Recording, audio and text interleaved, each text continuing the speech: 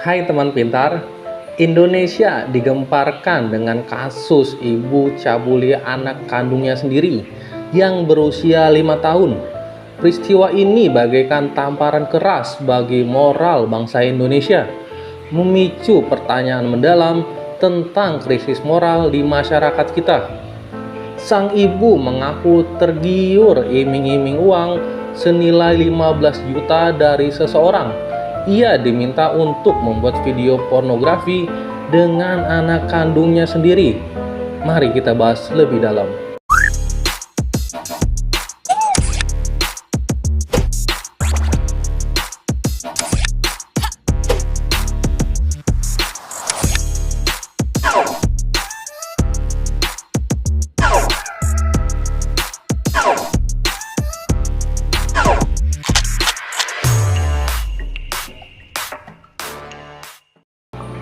Sebelum masuk ke pembahasan, jangan lupa seperti biasa like, subscribe, dan nyalakan lonceng notifikasinya untuk mensupport channel ini lebih berkembang lagi dan memberikan manfaat yang lebih luas lagi kepada yang lainnya. Terima kasih. Indonesia dikenal sebagai negara dengan penduduk mayoritas beragama, dengan nilai-nilai religius dan kental dalam kehidupan masyarakat. Namun ironisnya, dalam beberapa tahun terakhir, Indonesia dihadapkan pada berbagai kasus yang menunjukkan krisis moral. Kasus terbaru yang menggemparkan adalah seorang ibu muda di Tangerang Selatan yang tega mencabuli anak kandungnya sendiri. Peristiwa ini memicu pertanyaan mendalam tentang kontradiksi antara citra religius Indonesia dan realita krisis moral yang dihadapi bangsa.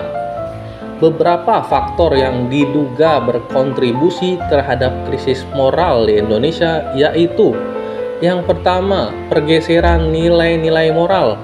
Modernisasi dan globalisasi membawa pengaruh besar pada budaya dan nilai-nilai masyarakat.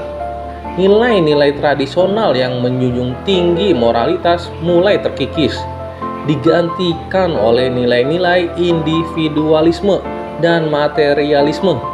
Yang kedua, lemahnya pendidikan moral.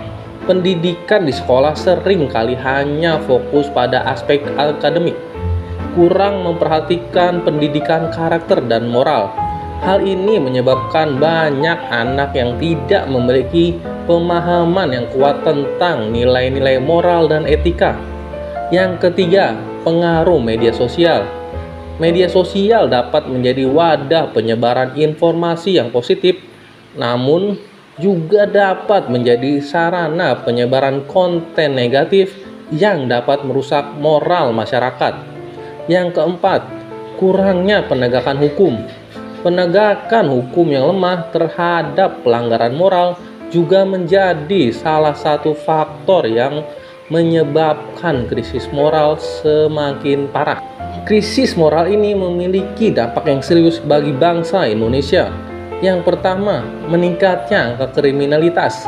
Krisis moral dapat memicu perilaku kriminal seperti penipuan, korupsi, dan kekerasan. Yang kedua, rusaknya tatanan sosial. Krisis moral dapat merusak tatanan sosial dan nilai-nilai luhur bangsa seperti sopan santun dan akhlak masyarakat. Yang ketiga, menurunnya kepercayaan masyarakat. Krisis moral dapat menurunkan kepercayaan masyarakat terhadap pemerintah dan institusi lainnya.